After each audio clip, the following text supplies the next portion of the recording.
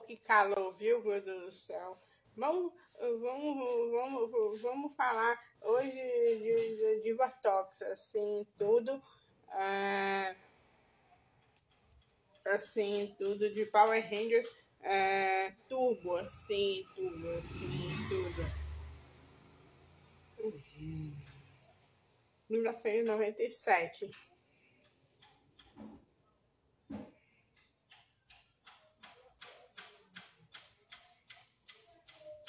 Divatox nunca derrotou os Power Rangers. Quando pensamos nos melhores vilões ou nos vilões mais bem-sucedidos, uma boa parte do fandom adora citar a Divatox como a única vilã que conseguiu derrotar os Power Rangers. Calor da desgraça! Ela nunca derrotou um único Turbo Ranger. A maioria das pessoas que dizem que a Divatox derrotou os Rangers nunca nem assistiram a temporada de Power Rangers Turbo e tampouco assistiram a batalha final dessa equipe. Vamos começar falando que a Divatox nunca chegou a enfrentar os Rangers em um combate direto. Ela já até ficou cara a cara com eles, como por exemplo no episódio 2, mas quando Tommy e o Adam começaram a derrotar o seu pequeno grupo de Piranhatrons, a Divatox preferiu ir embora do que enfrentá-los. Isso significa que a Divatox era fraca? É claro que não. Eu até pretendo fazer um vídeo explicando o nível de poder da Divatox, mas de forma resumida, existem diversas pistas dentro da temporada que sugerem que a Divatox era sim bem poderosa para aquela época e até poderia ter dado um bom trabalho para os Rangers. Mas é aí que tá. Dar trabalho não significa que ela venceria. Pra quem não sabe ou não se lembra, em Power Rangers Turbo, os únicos monstros que realmente se aproximaram de uma vitória foram o Faraó no 10º episódio e o Conde Noturno no episódio 40.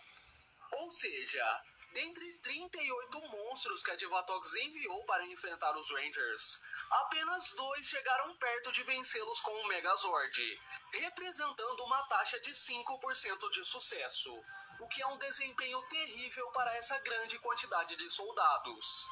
Porém, o exército da Divatox não era 100% composto por alienígenas. Cerca de 11% do exército era composto por robôs que o Porto e o General Devastador construíram. E vejam só que interessante. Considerando que foram 6 robôs, apenas um deles não chegou perto da vitória. Tendo isso em mente, os robôs do Porto e o Metalossauro do General Devastador têm uma taxa de sucesso de 83%. E quando eu digo sucesso, eu não estou dizendo que todos eles venceram, mas chegaram extremamente perto de vencer. Mas se os robôs tinham uma taxa de sucesso tão alta, por que eles não venceram?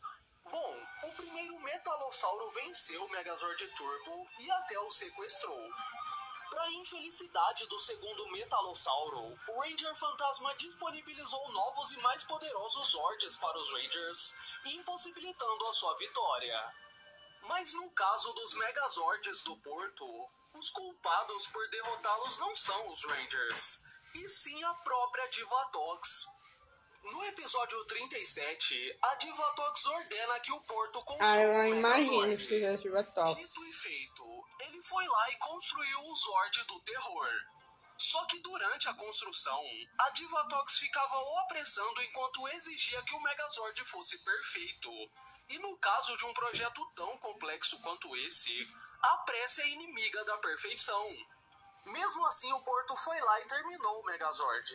Ele só afirmou que precisava de um test drive para garantir que o Megazord não iria explodir. E o que a nossa querida vilã fez? Ela enviou um Piranhatron que segue ordens cegamente e pode ser substituído pelo fato de ser um robô? É claro que não. Ela escolheu enviar o Elgar, o seu capanga menos inteligente. E o Elgar não escuta, ele faz o que bem entende. O Porto avisou para ele que precisava fazer alguns ajustes antes dele testar. Mesmo assim, o Elgar foi para a Terra sem os ajustes. O que ele não sabia é que faltava um contrapino especial que mantinha as peças do Megazord unidas. Então, sem esse contrapino, o Zord iria se desmontar. No combate, o Zord do Terror era excepcional.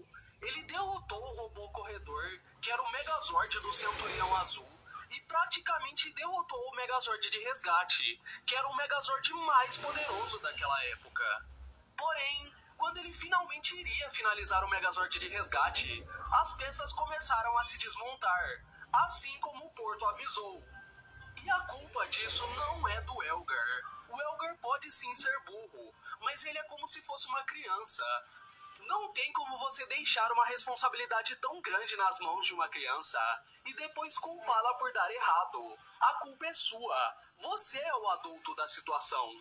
E você pode até pensar, mas então o culpado é o Porto. Não, porque ele tentou avisá-la 2 vezes e na primeira vez ela ainda mandou ele calar a boca. Como que você ignora os conselhos do seu engenheiro-chefe? É burrice. Só que o problema é que isso não melhora. No episódio 41, o Porto constrói o primeiro Divazord. Esse Megazord era extremamente poderoso e conseguiu não só ser superior ao Megazord de resgate, como deu sérios danos nele. A questão é que a Divatox era uma vilã tão burra e arrogante que ela não ouviu quando o Porto sugeriu que ela fizesse um test drive antes de enfrentar os Rangers. O que fez com que o seu Megazord falhasse e ela tivesse que voltar para sua base espacial. Mas é no episódio 43 que a burrice dela extrapola os limites. Nesse episódio, o Porto desenvolveu uma espécie de controle remoto capaz de controlar os 3 Megazords ao mesmo tempo. E enquanto ele trabalhava, novamente ela ficou apressando o coitado, mesmo sabendo que isso não deu certo nas vezes anteriores. Mas até aí tudo bem.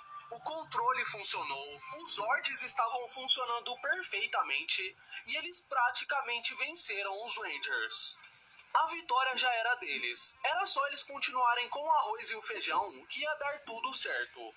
Mas a Divatox não aceita só o arroz e o feijão, ela quer uma mistura, quer uma salada e por isso ela ferra tudo. Nesse momento ela ordena que o Raigog reúna os Zords e utilize 100% da força. O Porto pergunta, força total? Não é melhor a gente usar metade e depois a gente vê esse negócio de força total?